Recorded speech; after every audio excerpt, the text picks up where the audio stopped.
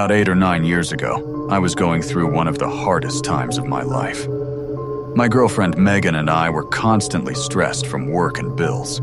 Every day felt exactly the same, and it started affecting both of us mentally. One snowy January night, Megan suggested renting a cabin far away from the city.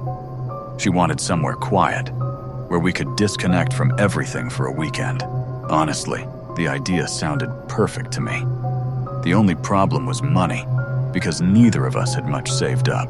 That's when Megan suggested inviting my longtime friend Tyler and whoever he was dating. She figured splitting the cost 4 ways would make the trip affordable for everyone. Tyler immediately agreed when I called him about the trip. He sounded unusually excited, almost desperate to get away for a few days. At the time, I didn't think much about it. A week before the trip, Tyler suddenly broke up with his girlfriend Emily. The breakup apparently ended horribly, according to what he told me. Megan and I assumed the cabin trip was probably canceled for him now. But the next night, he texted me saying he had already found someone new to bring. That instantly made Megan uncomfortable. Neither of us liked the idea of spending an entire weekend with a complete stranger. Tyler promised us over and over that the girl was normal. Her name was Claire, and he claimed she was shy but very sweet. After hours of convincing, Megan finally agreed to let her come. The cabin was deep in northern Montana, surrounded by endless pine trees. There were no nearby neighbors, and barely any phone signal in the area. When Friday finally arrived, we packed my SUV and started the long drive north. Tyler met us halfway with Claire, sitting silently in the passenger seat beside him. The first thing I noticed about her was how pale she looked. She barely made eye contact with any of us during the entire drive. The weather became worse the deeper we drove into the mountains. Snow covered the roads, and visibility slowly disappeared around us. By the time we reached the cabin, it was almost completely dark outside. The cabin itself looked old and isolated, like something from a horror movie. Tall trees surrounded it from every direction. The nearest gas station was over 40 minutes away. Claire quietly stared into the woods while we unloaded our bags from the SUV. At one point, I noticed her whispering something under her breath. When I asked if she was okay, she just smiled without answering me. The first few hours actually went pretty well. We made dinner together and sat around the fireplace drinking beer. Megan brought card games to keep everyone entertained during the storm.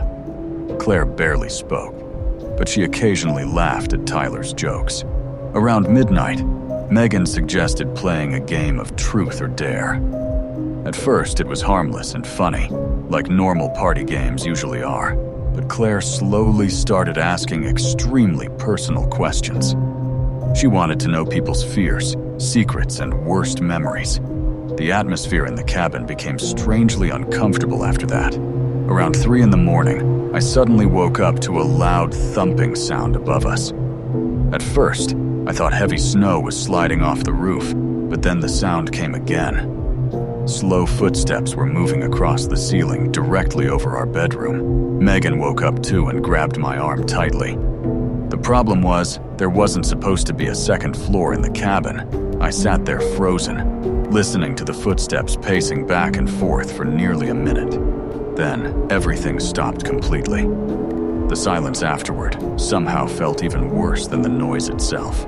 The next morning, Tyler looked exhausted and pale. I asked him if he heard the footsteps during the night. His face immediately changed when I mentioned it. After a long silence, he admitted Claire had disappeared from their room around midnight. He said he found her standing barefoot outside in the snow behind the cabin. According to him, she was staring into the forest, whispering to someone. When he asked who she was talking to, she told him the woods were calling her name. Tyler nervously laughed while telling the story, but I could see real fear in his eyes. That's when I realized even he barely knew the girl he brought with him. That evening, a terrible snowstorm trapped us inside the cabin completely. The power suddenly went out around dinner time. The entire place became pitch black, except for the fireplace. While Tyler and I searched for candles, Megan quietly pulled me aside. She told me Claire had been standing outside her bedroom door earlier, just staring at her silently. Apparently, she stood there for several minutes, without blinking or speaking. Megan said the girl's smile looked completely unnatural. A few minutes later, we heard Claire laughing somewhere upstairs.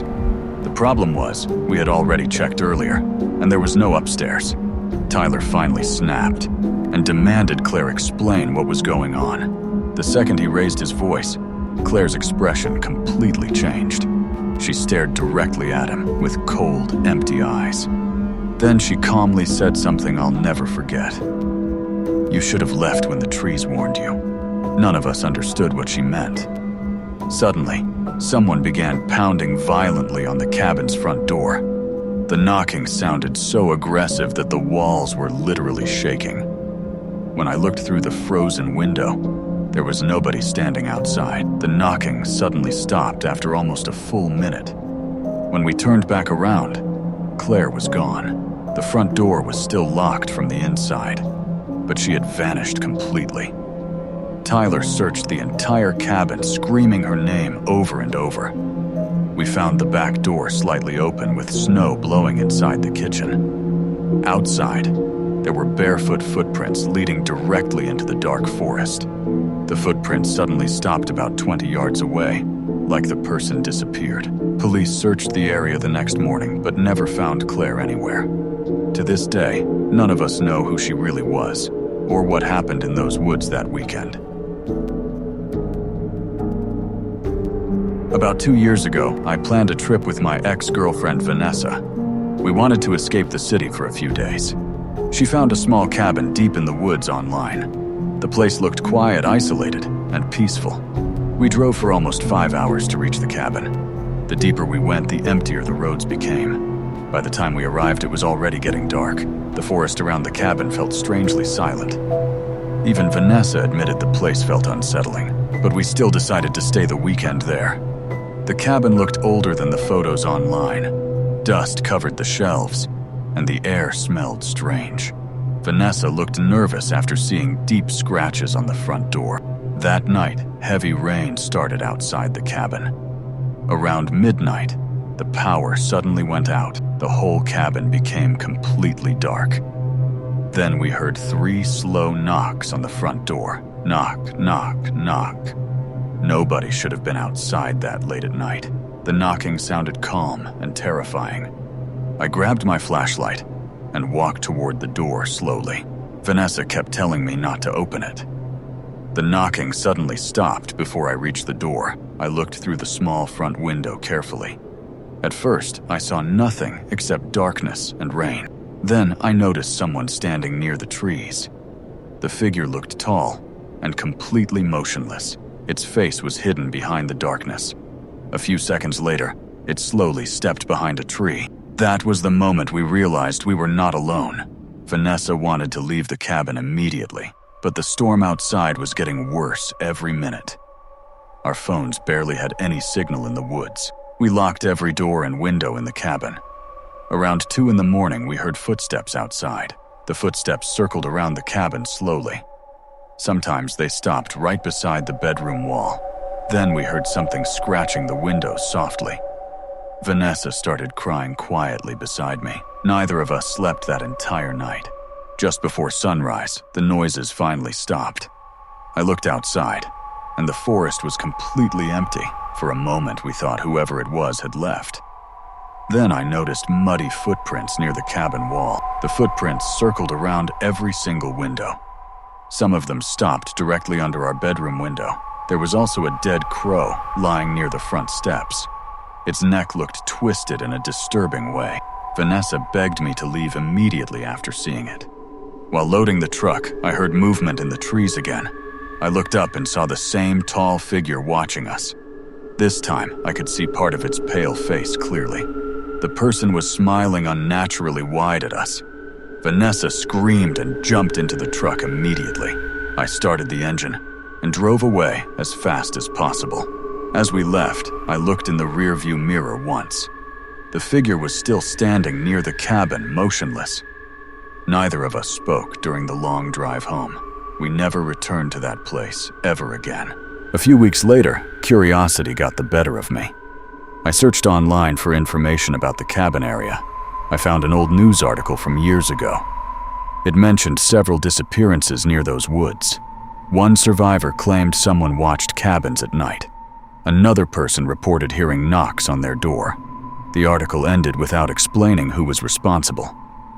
That was the exact moment chills ran down my spine, because everything described matched our experience perfectly. And to this day, I still avoid isolated places at night.